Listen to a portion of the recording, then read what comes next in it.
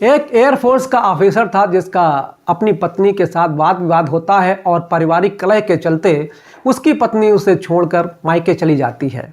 जो air force officer था इस सदमे को बर्दाश्त नहीं कर पाता है और वो अपनी नौकरी को छोड़ देता है और साधु बन जाता है। 15 साल बाद फिर उसकी पत्नी वापस आती है। फिर जो घटना घटित होती है दोस्तों, कहानी बिल्कुल फिल्मी लगती है लेकिन हकीकत से रूबरू जरूर करवाती है। तो 10 मिनट का समय निकालकर इस वीडियो को अंत तक जरूर देखिएगा।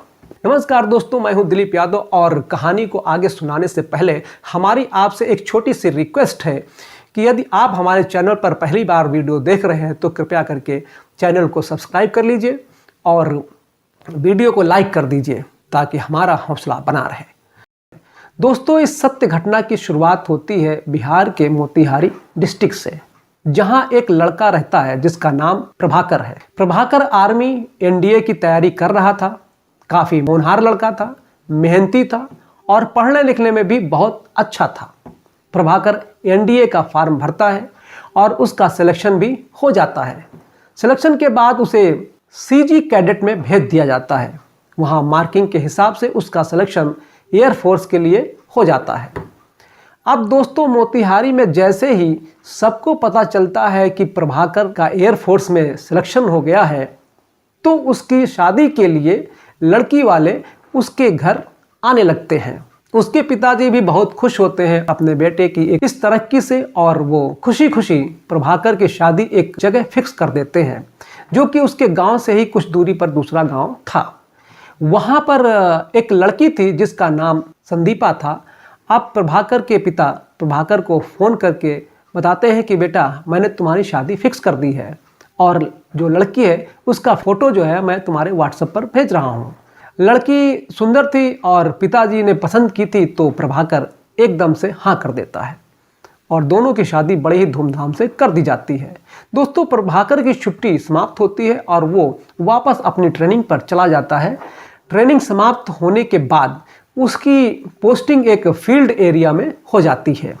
दोस्तों, उस समय खुशी खुशी बीतता है और प्रभाकर एक बच्चे का पिता बन चुका था। प्रभाकर 3 साल तक फील्ड एरिया में रहता है चाइना बॉर्डर पर, और जब 3 साल पूरे होते हैं तो उसकी पोस्टिंग पीस एरिया में होती है। दोस्तों, ये जो फौज का रूल रेगुलेशन है कि एक फील्ड एरिया और एक पीस एरिया दिया जाता है। फील्ड एरिया उसे बोलते हैं जो खतरनाक एरिया होता है, जैसे कि आतंकवाद से प्रभावित या फिर दुर्गम पहाड़ियों वाला क्षेत्र, और पीस एरिया उसे बोलते हैं जो सुख शांति वाला एरिया होता है जहां आम पब्लिक अच्छे से रह सकते हैं, जहां क्वार्टर अवेलेबल होता है और फील्ड एरिया में क्वार्टर अवेलेबल नहीं होता है। दोस्तों, प्रभाकर की पोस्टिंग जैसे ही पीस एरिया में होती है, जोधपुर में होती है, तो वो बहुत खुश हो जाता है और जोधपुर में आकर वो अपने क्वार्टर अलॉटमेंट के लिए एक एप्लीकेशन देता है। उसका क्वार्टर अलॉटमेंट भी हो जाता है। अब प्रभाकर छुट्टी लेकर घर आता है और अपनी पत्नी को खुशी खुशी बताता है कि अब हम लोग साथ साथ रहेंगे, हमने जोधपुर में क्वार्टर ले लिया है और तुम्हें हमारे साथ चलना होगा। दोस्तों, फौजी आदमी अपने कड़क स्वभाव के लिए जाने जाते हैं। हालांकि वो कड़क नहीं होते हैं, कड़क स्वभाव उनका ट्रेनिंग का एक पार्ट होता है, एक हिस्सा होता है। एक्चुअली में देखा जाए तो फौजी बहुत ही नरम दिल के इंसान होते हैं, बहुत ही हेल्पफुल व्यक्ति होते हैं। ये बात वही समझ सकता है दोस्तों जिसके परिवार में फौजी है या वो खुद फौजी है, क्योंकि फौजी डिसिप्लिन में रहना पसंद करता है और वो चाहता है कि उसका परिवार उसके साथ उसके बच्चे भी डिसिप्लिन में रहें, जो आम लोगों से हटकर रहता है। अब दोस्तों, जैसे ही ये बात उसकी पत्नी अपने मायके वालों को बताती है कि मैं जोधपुर जा रही हूँ, इनकी पोस्टिंग जोधपुर में हो गई है और वहाँ इन्होंने क्वार्टर भी ले लिया है और हमें लिवाने के लिए आए हैं, तो मायके वाले भी अपने अगल बगल बताते हैं कि हमारी बेटी जोधपुर जा रही है दामाद जी के साथ। तो रिमर उड़ाने वाले तो कुछ भी रिमर उड़ाते रहते हैं कि फौजी आदमी कड़क होते हैं, पता नहीं वहाँ से वो ले जाकर अपनी पत्नी के साथ कैसा व्यवहार करेगा, कैसे रखेगा, ऐसे अजीब तरह के रिमर फैला देते हैं।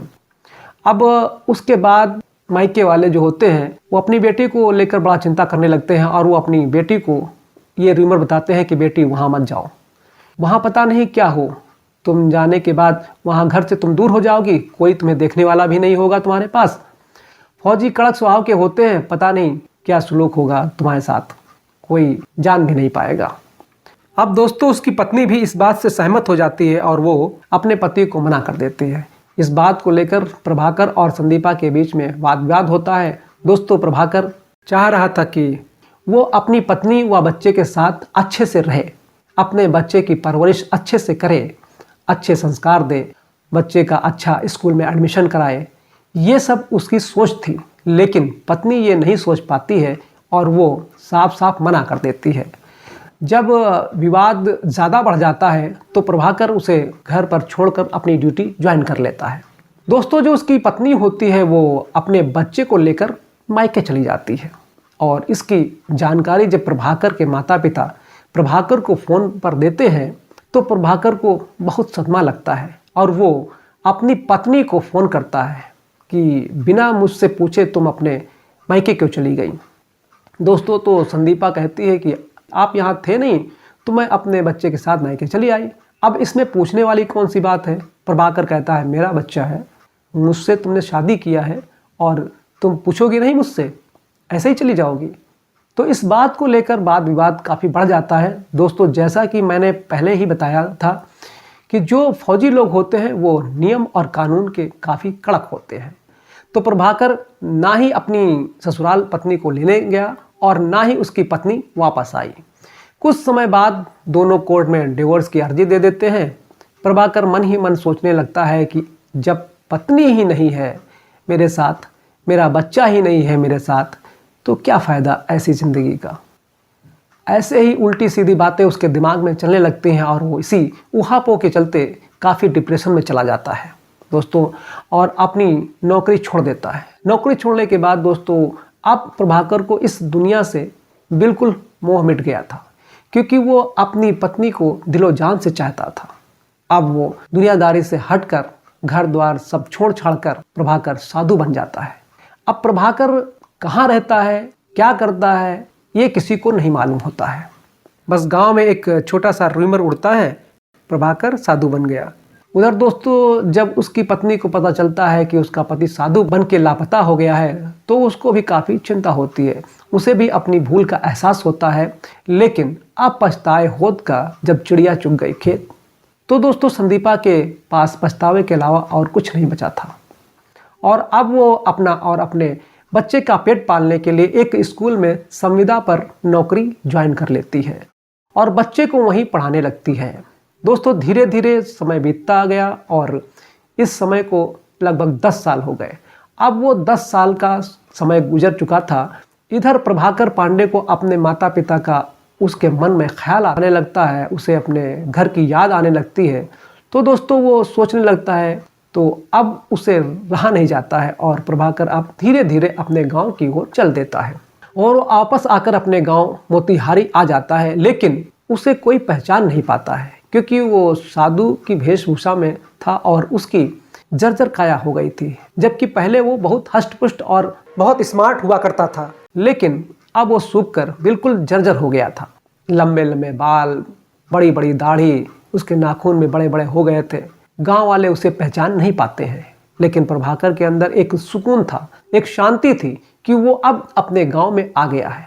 अपने माता पिता को छिपकर दूर से ही उनको प्रणाम करता है। फिर दोस्तों वहीं मोतिहारी में एक नरसिंह बाबा मंदिर है, वहीं पर प्रभाकर परमानेंट अपनी धुनी रमा लेता है और नरसिंह बाबा मंदिर में बाबा की सेवा करने लगता है और वहीं रहने लगता है।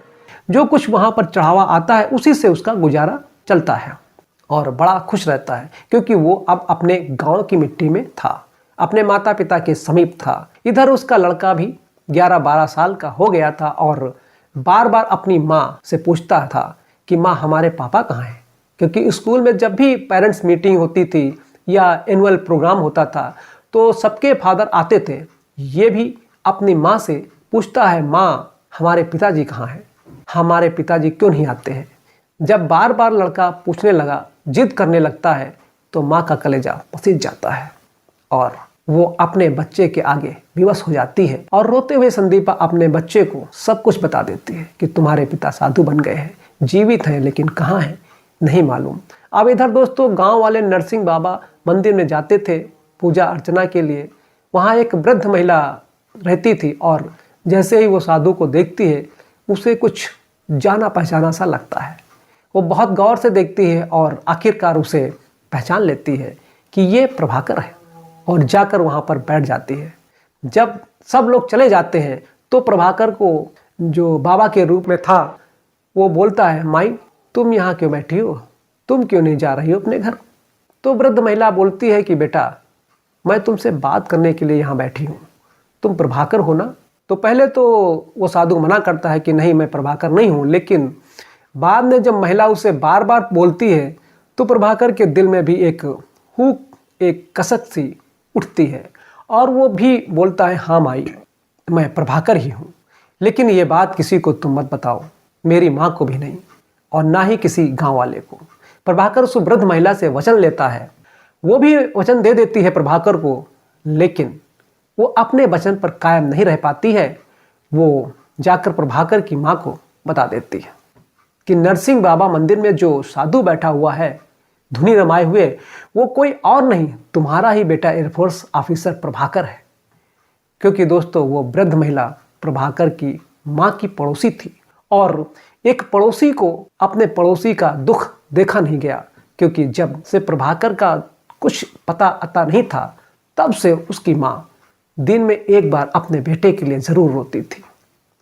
अब दोस्तों जब प्रभाकर की माँ को पता चला कि उसका बेटा नरसिंह बाबा मंदिर में बैठा हुआ है धुनी रमाए, तो अपने बेटे को देखने की बेचैनी उसकी माँ के दिल में भी उठती है।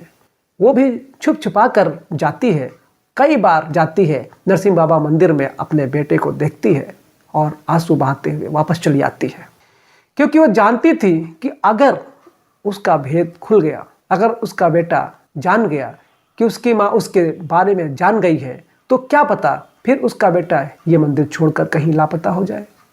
इससे अच्छा है कि बेटा इसी गांव में रहे, मंदिर में रहे। उसकी माँ छुप छुपा कर देखती थी उसे और आंसू बहाते हुए अपने घर वापस आ जाती थी, लेकिन उसके दिल में भी एक संतोष था, चलो मेरा बेटा सही सलामत है, जिंदा है। उधर दोस्तों उसकी पत्नी से जब उसका लड़का बार बार सवाल पूछता है पिता के बारे में, अपनी दादी के बारे में, तो उसकी माँ संदीपा एक दिन अपने बच्चे को लेकर अपनी ससुराल आ जाती है और अपनी सासू माँ को सारी बात बताती है और फूट फूट कर रोने लगती है। रोते हुए कहती है कि माँ हमसे बहुत बड़ी गलती हो गई, मुझे माफ़ कर दो। अब मैं इस बच्चे को क्या जवाब दूँ। ये देखकर उसकी माँ भी रोने लगती है और बोलती है, कोई बात नहीं बेटा, चलो मैं तुम्हें मिलाती हूँ एक आदमी से, एक बाबा है जो इसकी समस्या समाप्त करेगा।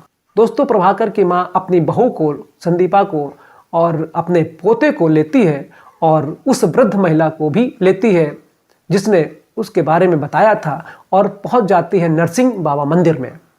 वहां जाकर बोलती है, ये तुम्हारे पति प्रभाकर हैं। दोस्तों जैसे ही संदीपा अपने पति को देखती है तो वो अपने आप को रोक नहीं पाती है और उस बाबा को यानी कि अपने पति प्रभाकर को लिपट कर फूट फूट कर रोने लगती है और अपनी गलती मानती है। अब प्रभाकर से भी रहा नहीं जाता है, वो भी रोने लगता है और अपने बच्चे को, अपनी पत्नी को सीने से लगा लेता है और कहता है कि बहुत देर कर दी आने में, 15 साल गुजर गए, बहुत समय बर्बाद कर दिया तुमने, अब जब तुम आ ही गई हो तो कोई बात नहीं। और अपने बच्चे और अपनी पत्नी को अपना लेता है। खुशी खुशी अपने परिवार और अपनी माँ के साथ प्रभाकर रहने लगता है। दोस्तों कुदरत का करिश्मा देखिए, इन 15 सालों में ना तो प्रभाकर ने दूसरी शादी की और ना ही संदीपा ने, और 15 साल बाद सारे गिले शिकवे मिटाकर फिर एक हो गया और अपना मुकदमा भी वापस ले लेते हैं। पूरा परिवार अब खुशी खुशी रहने लगा। तो दोस्तों ये थी सच्ची कहानी जिसमें एक छोटी सी मिसअंडरस्टैंडिंग के चलते पति पत्नी में दूरियां बढ़ जाती हैं और 15 साल का समय बर्बाद हो जाता है, नौकरी भी चली गई। तो दोस्तों क्या कहना चाहेंगे संदीपा के बारे में, क्या कहना चाहेंगे प्रभाकर के बारे में? आपकी जो भी राय है हमारे कमेंट बॉक्स में ज़रूर लिखें। और हाँ, यदि हमारे चैनल पर आप पहली बार वीडियो देख रहे हैं तो कृपया करके चैनल को सब्सक्राइब कर लीजिए, वीडियो को लाइक कर दीजिए और बेल आइकन को जरूर दबा दीजिए ताकि हमारी नई वीडियो आप तक पहुंचती रहे। धन्यवाद। जय हिंद।